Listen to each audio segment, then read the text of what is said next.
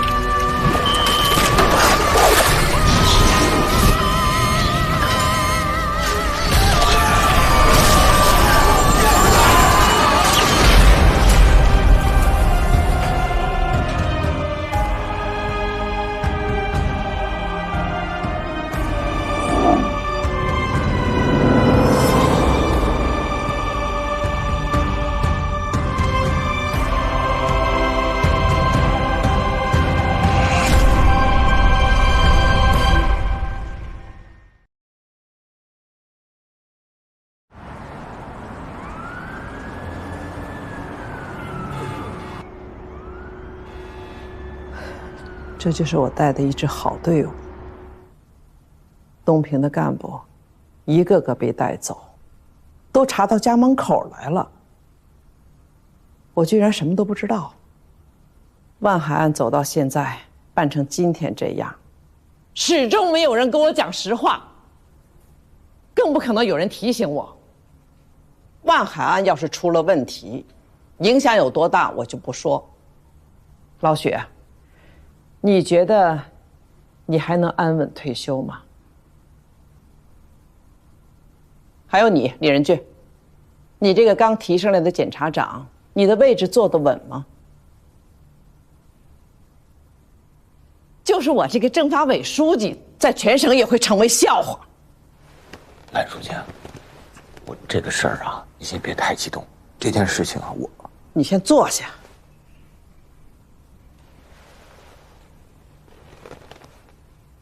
我们不知道孙飞、江红军这两个人做了什么，我们的系统里是否还有像他俩一样的害群之马？因为他们的个人行为严重抹黑了整个东平政法队伍的形象。我们现在只能坐以待毙。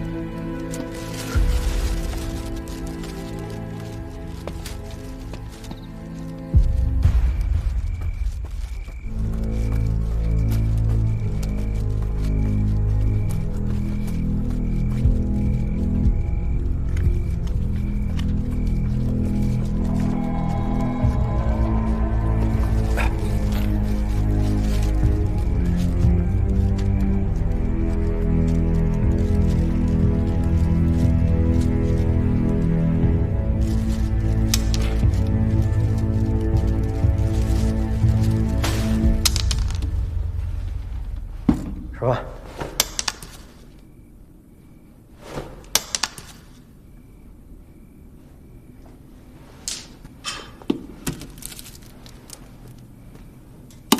还得给你喂啊。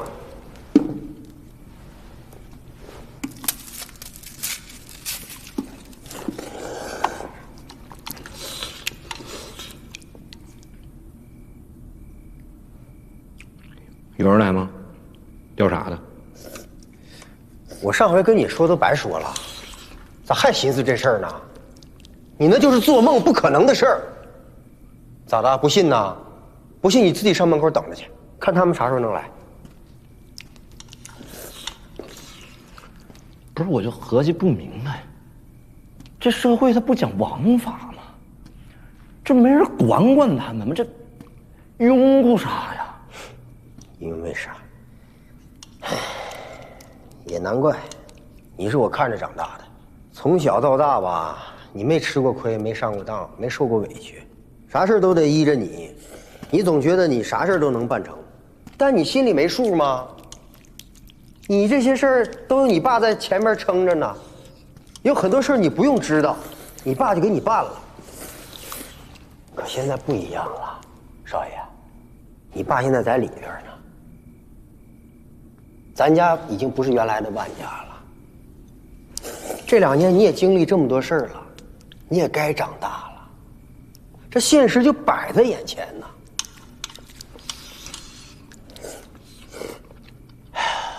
我现在啥也不寻思，我现在就想赶紧把这赔偿的事给解决了。只要这事儿能解决，你的责任就不能太大，你总不能一辈子躲在这儿吧？超，叔是过来人，叔吃过亏，上过当。你听叔一句，这人嘛，那都有倒霉的时候，但咱得知进退，咱得认呐。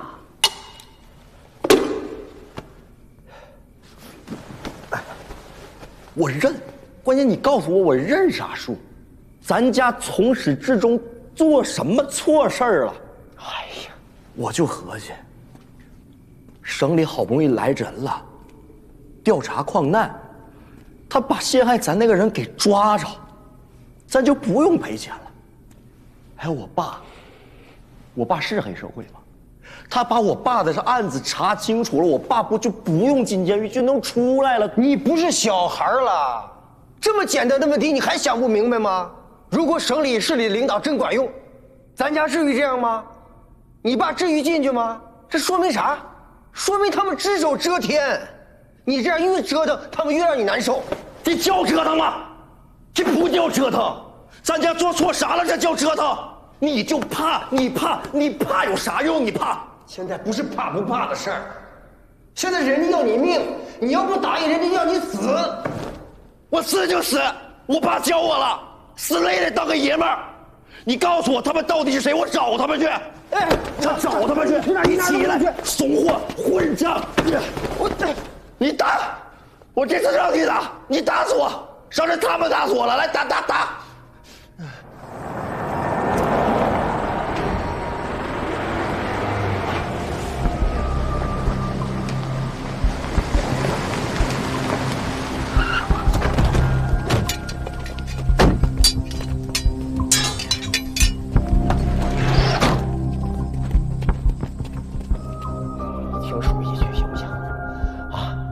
叔给你跪下行不行？你哪儿也不能去呀，外边真危险。我他你别拉我，你让我走，你别拉我，你别让我走，让我。万副总，可以啊，跟我玩灯下黑是吧？叔，是他不？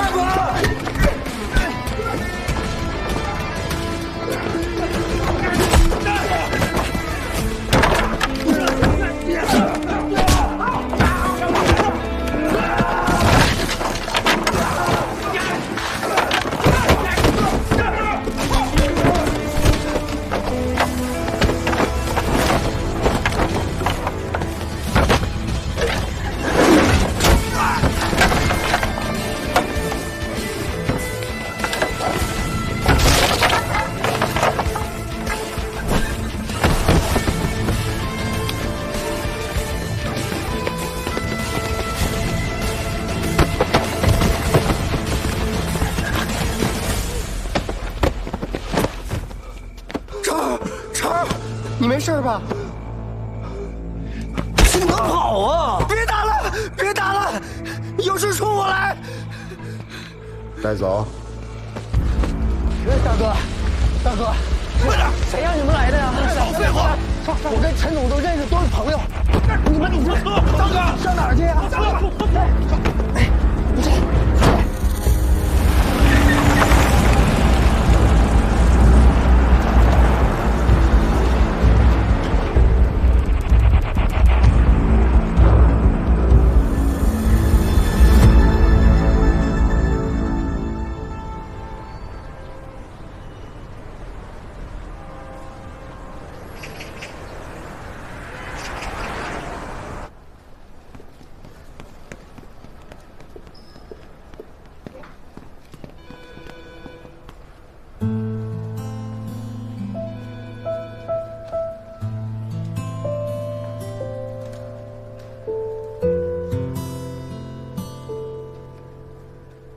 今天干嘛来了？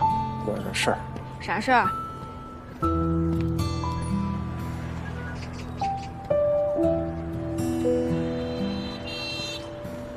咋了？现在连话都不愿意和我说了是吧？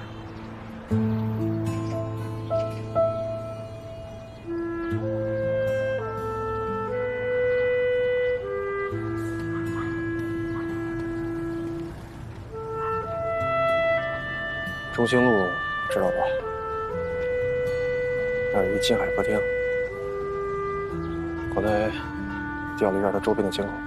金海歌厅，什么案子？还是我哥的案。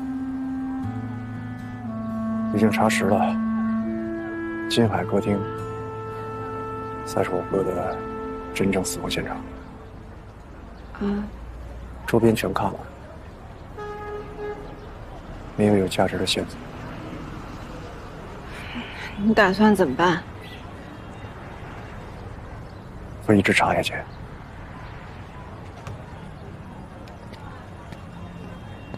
秦风，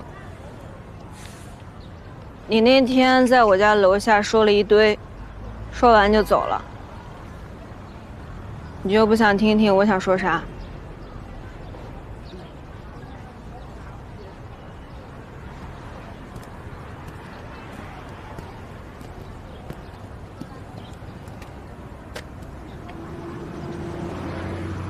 你说自己是个怂人，但是你知道吗？我觉得你是个骨子里面很勇敢的人，只是你自己一直看不起你自己。就像那天你说你没有资格喜欢我一样，其实有没有资格不是别人说了算，而是你自己。如果连你自己都这么想的话，你还怎么指望别人去正视你啊？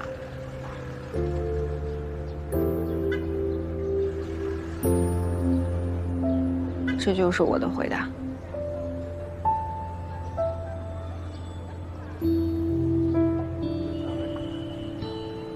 你就没什么想和我说的呀？再给你一次机会。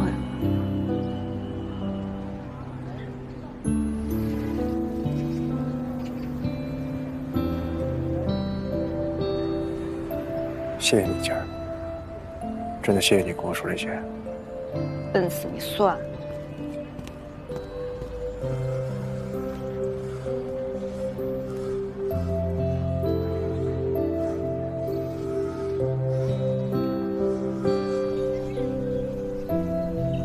叶信，子健在家吗？没有啊，他们公司今天挺忙的。好，我到你家门口了啊。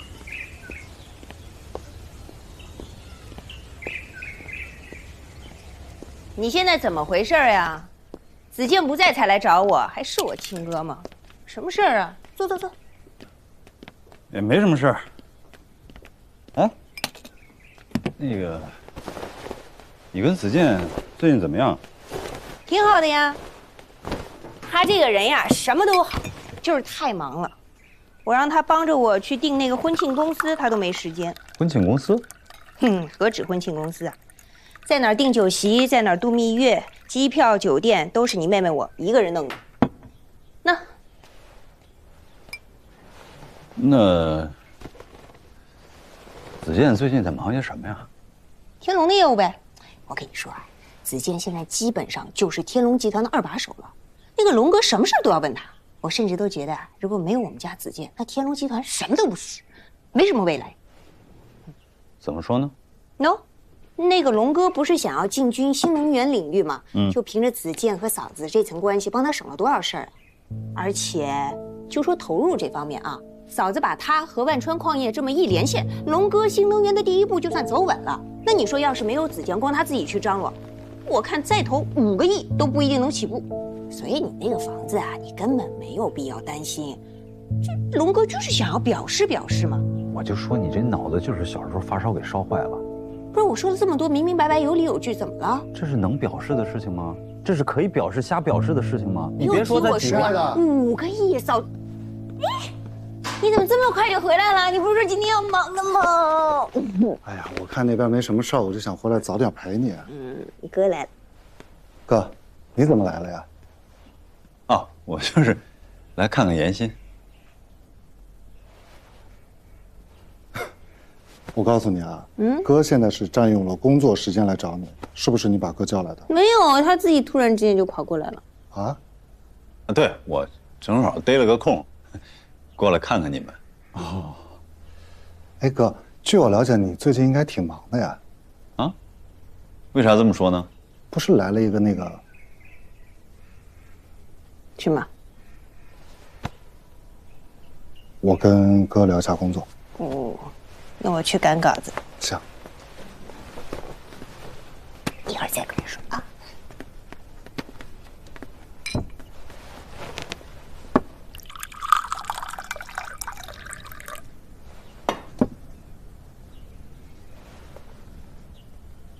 哥，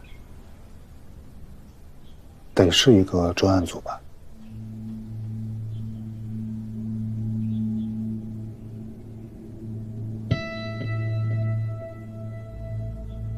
你这消息挺灵通啊！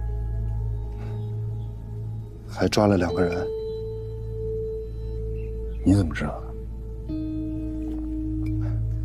东平就这么大。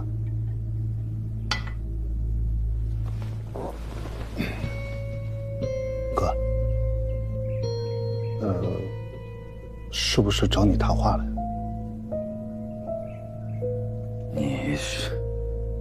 你为什么会觉得他们会找我谈话呢？其实我吧，一直想过去找你的，但刚好你今天来了嘛，我就想说我们2个应该好好的谈一下这件事儿。我觉得吧，专案组是对着万海案来的。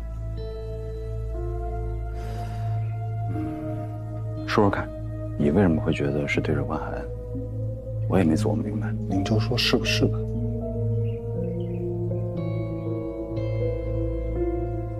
哎，专案组的事儿，你听谁说的？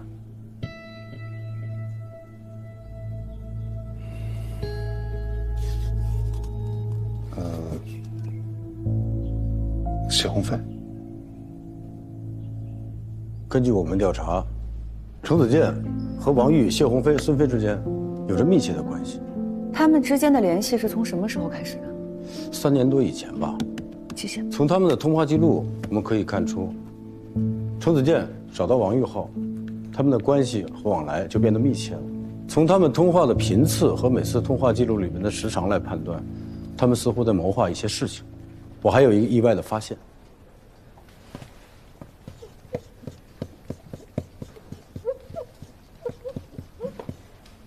温情，东平中级人民法院刑一庭庭长，万海案的主审法官。没错，除了江红军、陈有才之外，程子健和所有人都保持着紧密的关系。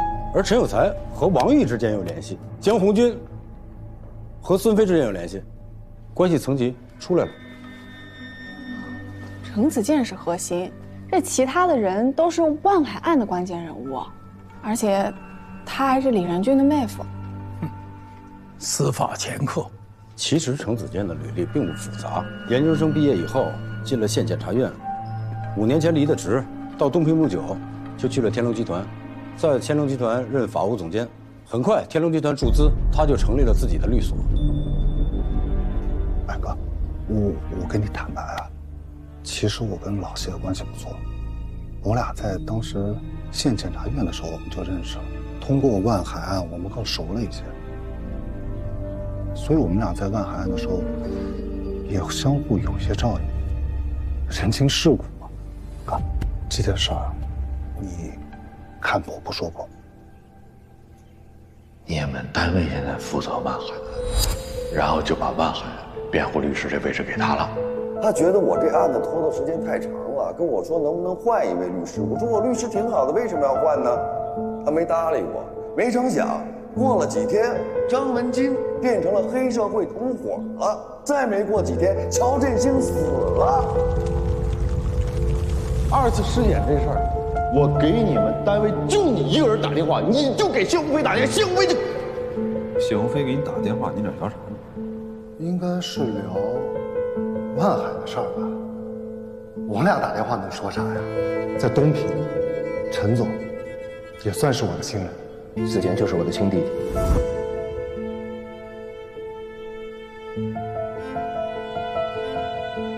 其实今天呢，我也想借这个机会跟您说一声抱歉。上次您不是问我，我当时我没说实话，这事儿就一直在我的心里面，我就是像一个结一样，它过不去。你拿我当家人，那家人在一块，有什么事儿不可以掰开了揉碎了聊啊，对吧？所以我今天想跟你坦白。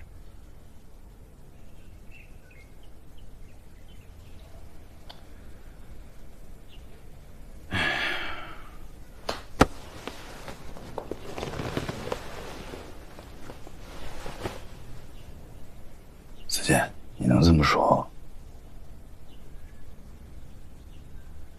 我其实心里挺欣慰的。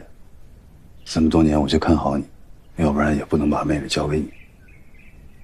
就像你说的，咱们是一家人，所以有些事儿，我希望你能如实的告诉我。我其实就是想问你啊，你跟陈胜龙到底什么关系啊？啊？你们俩应该不是这种单纯的雇佣关系吧？这陈总到底是个什么样的人？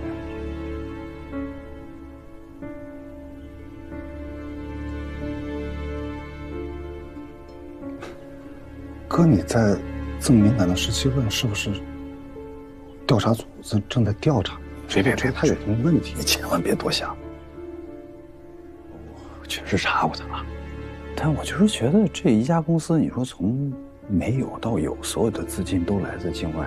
陈总这个人也是，就是我查完之后，我会觉得这不科学。你懂我说这意思吗？哥，你上手段了。不是，我真不理解这是为啥？是他们有问题吗？还是说了，你别多想。你这样，你换一个角度想一下啊，你就说，房子是不是退不了？你嫂子还得帮他弄着什么矿山、什么新能源这些事儿。妍希马上跟你又要结婚了，你说咱们这一家人跟这商人这关系，我跟你嫂子这个身份。你以前也创过关系啊，对吧？你不谨慎行吗？你现在这个形势，换你怎么做？所以，子健，我希望你能给我交个实底，你起码让我心里踏实，对吧？天龙集团是他的金主。是，根据财产调查报告来看的话，程子健的个人财产跟天龙集团息息相关，而且他律所所接的案子也几乎都跟天龙集团有关系。他现在还住着天龙集团开发的房子，大东西山。基本清晰了，印证了你和洪亮之前的推测。王玉把这些人纠集到一起，制造了万海案，目的是要拿回物资集散中心。而东平的某些人为了博取扫黑的业绩，有意无意的成了帮凶。那矿难呢？事故是人为的，那这个人又是谁？万海案宣判结束之后，王玉他不甘心于仅仅只有这个物资集散中心，还看上了万家的矿，然后他就临时起意，趁火打劫。万海已经被王玉打趴下了，如果王玉想要得到矿山，他跟万家谈就可以了。为什么要制造一起矿难呢？还把我们引到这儿来，这不是得不偿失吗？可能是万家不同意呗。可是从犯罪成本角度来看，万家不同意就想办法搞定万家的人，总比制造一场矿难成本要低，风险也小了不少啊。宋局，您刚才说程子健和王玉之间的联系，第一个电话是程子健打给王玉的。是的。您确定不是王玉打给程子健的？确定。我们可不可以这么推测？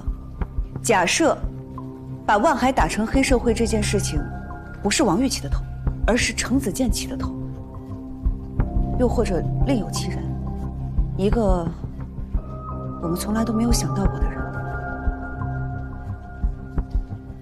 而且江红军和孙飞是为了这个人掩盖矿难。宋局，麻烦公安的同志继续围绕程子健查，尤其是他供职的天龙集团。好，切记不要打草惊蛇。如果我们的推测成立，那这个人太核心、太关键了，我们要放长线，钓大鱼。好，你看，在你看来，你觉得陈总的发展的特别快，那是因为他其实很早之前认了一个大哥，我估计这人你还认识，叫宇天成。哪个宇？大禹治水的禹。其实这件事儿，陈总之前跟我聊过，他好像说的是，在初中的时候他就辍学，然后跟了这个宇大哥，从10几岁跟到现在，20多年了。但这个大哥人不错的，他是有情怀的，人发达了以后还想着回东平给东平再建设一下，所以才在东平给陈总成立了天龙集团。当然了，这些所有的资金啊都是那大哥给的，所以哥你放心，真的没问题。在你们看来，陈总好像很神秘，其实没什么神秘的呀，他不过就是跟了一个好大哥，然后这好大哥认了这个小弟，跟了他这么多年，给了他一个机会，就成就了现在的他，就这么简单。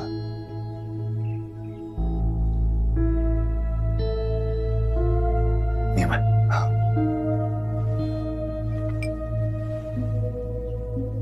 对，还有一件事啊，那个王玉，王玉那个集散中心，就2、3年前，这个陈胜荣陈总是不是想要过他这个集散中心啊？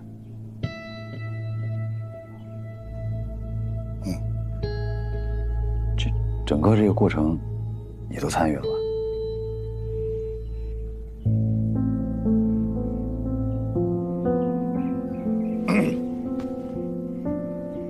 哎呦，不行，我得走了，跟你聊着聊着，忘了我后边还有事儿。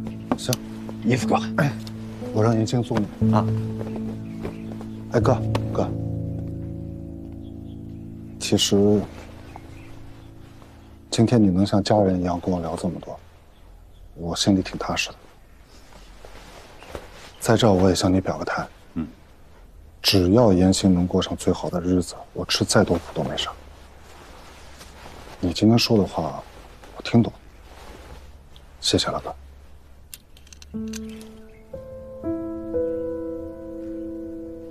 明白。严欣，我走了啊。舅舅走了。哎，哥，哎呀，哥，哎，你是来找我的吗？怎么跟子健聊完就走了？哎，等，你跟我说实话，是不是跟嫂子吵架了？没关系，我给她打个电话，我帮你从中斡旋斡旋。什么乱七八糟的呀？那什么事儿啊？啊？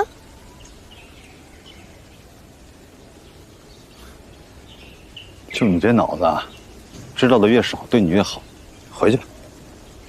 跟你脑子多灵光似的，莫名其妙。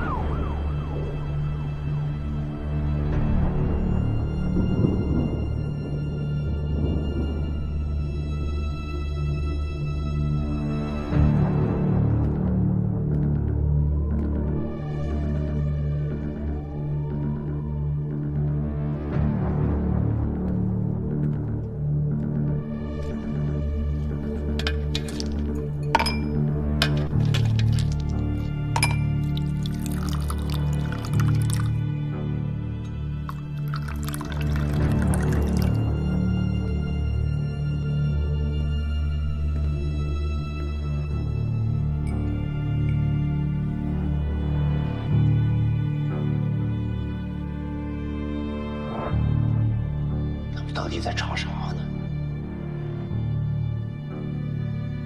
还是望海案吗？会翻案吗？你说他们到底查哪儿了？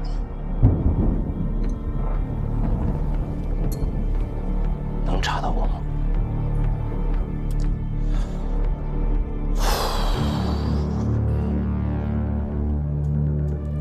万海是王玉搞的，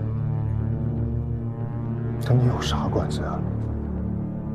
你想想，你给过王玉1分钱吗？没有吧？所以你放心，查不到你的。查不到我，查得到你吗？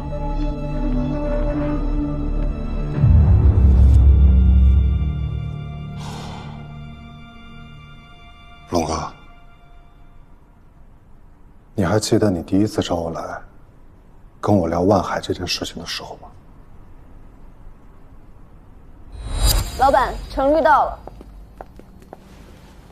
陈总，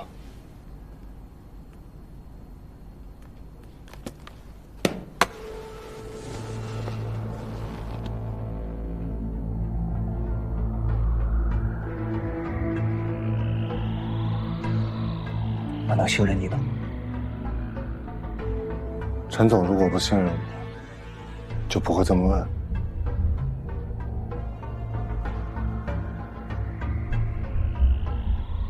我想把一个人，或者一家公司彻底打垮，你能把握吗？什么人？什么公司？不可以有任何隐瞒。规模不比我小啊，甚至比我还大，实力比我还强。但我一定要把它办到了。如果我没记错的话，应该是1周。我用了不到1周的时间，我就把万海的体系都查清了，并且还查到了你不愿意告诉我的，你跟万海之间的过节。王玉，原物资集散中心的老板，我可以将它做成是在被万海的威逼利诱之下被迫出售集散中心。在这个案子中存在着非法拘禁、故意伤害、强迫交易、敲诈勒索，任何一项罪名都可以打败万海，更何况数罪并罚呢？人证我也物色好了，再下一页。陈有才，这几年他的公司年年亏损，经济十分紧张，拿下他很容易。陈总，这就是我的方案，按我说的做就行。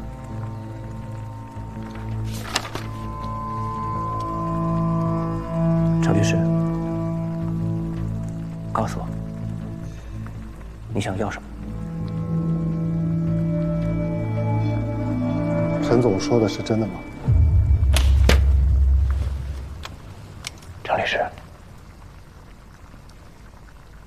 我希望你能诚实的告诉我，你想要什么。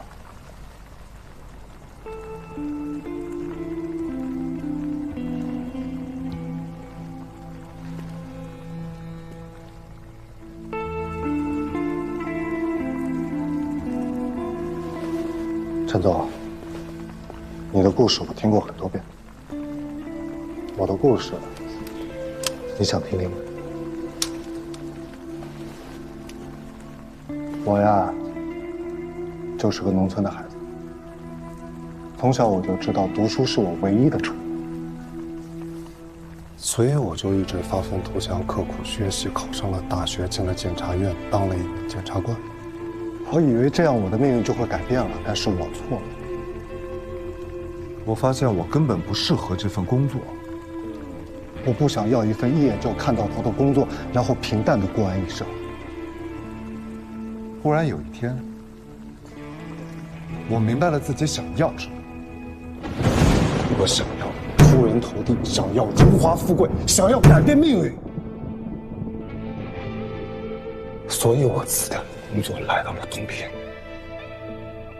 遇到了你。龙哥，你是我的伯乐，是我的贵人。跟你这段时间，我无比的相信我跟对人了。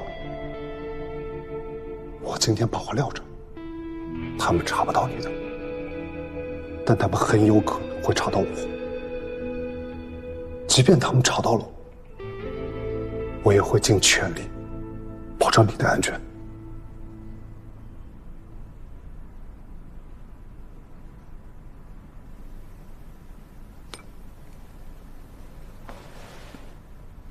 子健，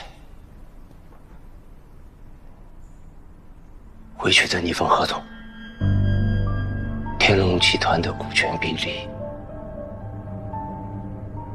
随便填。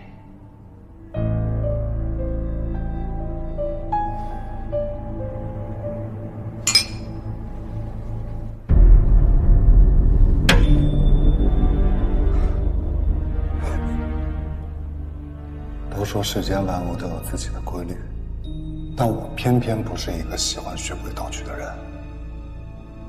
我觉得只有打破规律，活得才有意义。所以龙哥，咱们必须把这个命掌握在自己的手。说白了嘛，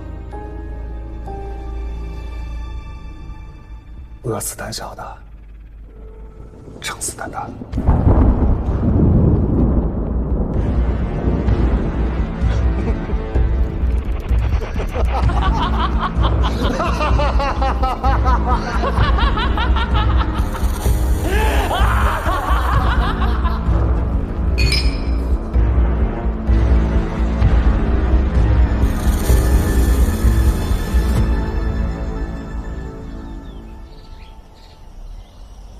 怎么样，摸得差不多了吧？他我用摸吗？一进去，所有口供全拿下。你最近是不是有点膨胀啊？哪来的自信啊？你别到时候你自己进，给大伙来个反面教材，那可丢大人了。5分钟，信吗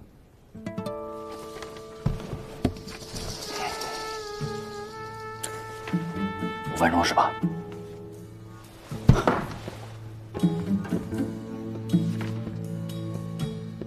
从你进门开始，我给你倒计时。我饶你1分钟。你快去吧。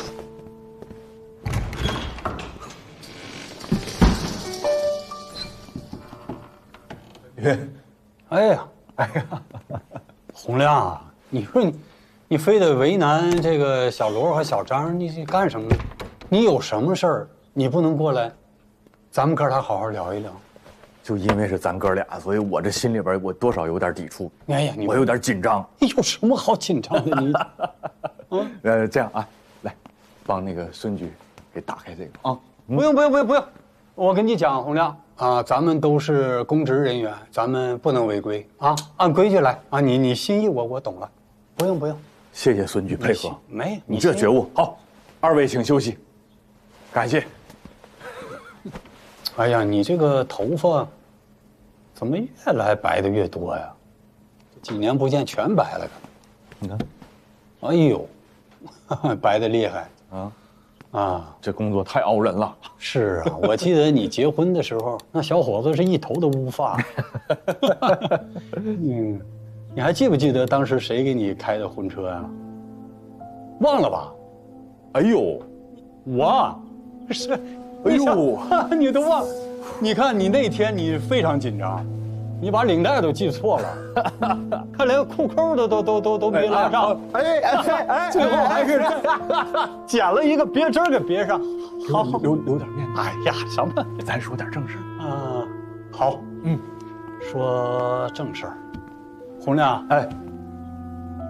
有一件事啊，藏在我心里呢。有10多年了，我想把这个秘密告诉你。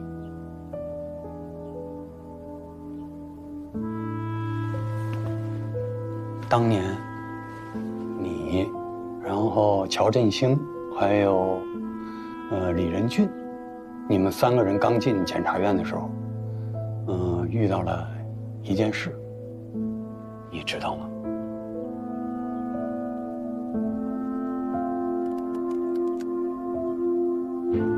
对不起，当年的案子办错了。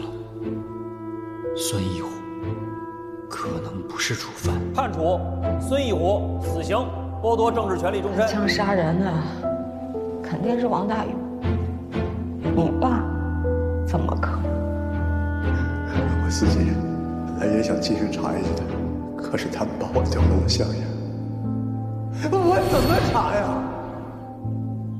是案子吗？什么案子？人生档案。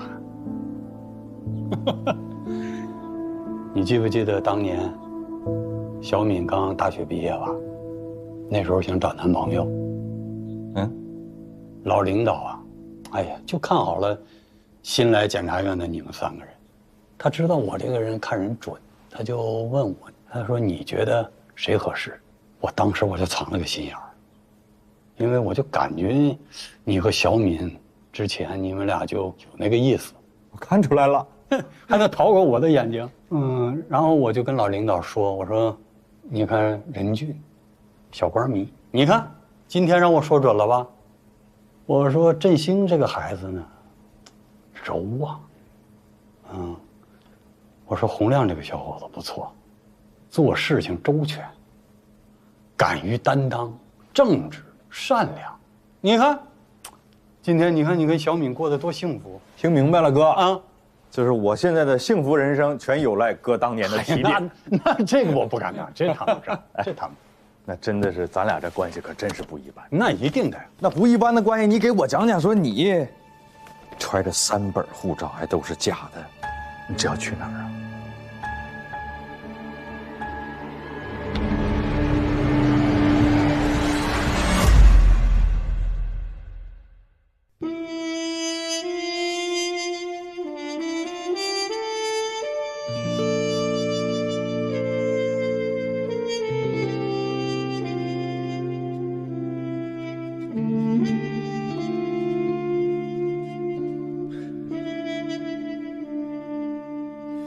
萌芽